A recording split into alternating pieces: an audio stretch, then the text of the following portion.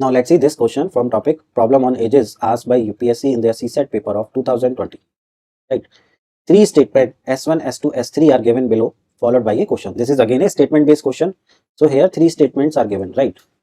Now the question is who among A, B, C and D is youngest? So we have to find इनमें से youngest कौन सा है.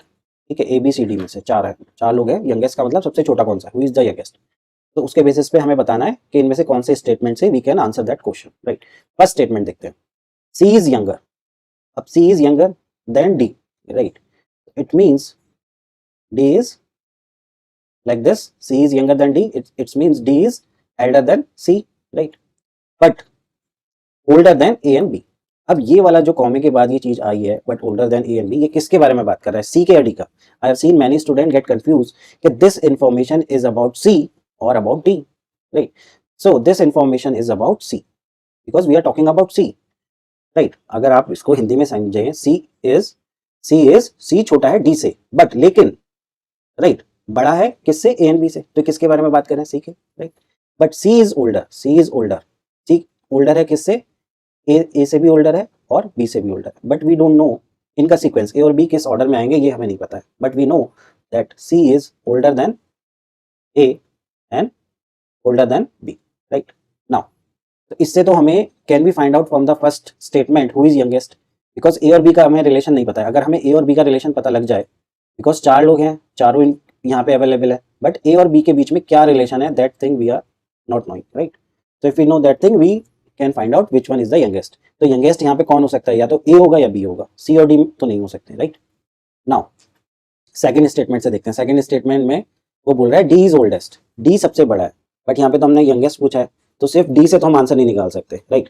अगर first statement और सेकंड स्टेटमेंट को भी हम कंबाइन करते हैं S1 एंड S2 को, तब भी यहाँ पे फर्स्ट से ही हमें पता लग रहा है that D is the oldest.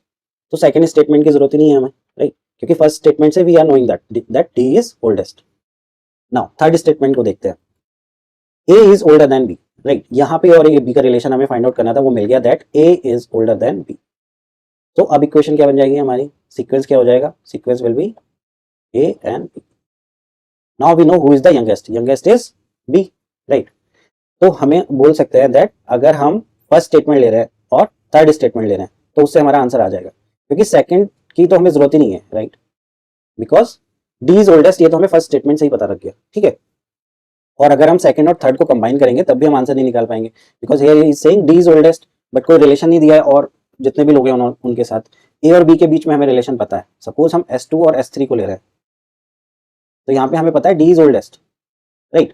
और ए के बारे में पता है A is older than B, but C कहाँ पे आएगा, यहाँ भी आ सकता है, यहाँ भी आ सकता है, right?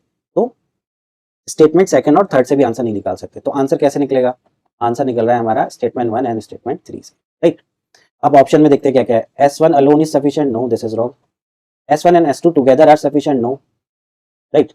Third S2 and S3 together are sufficient, नहीं, ये भी रॉन्ग है. S1 and S3, yes, this is correct, are sufficient to answer the question, right? So the answer will be option D.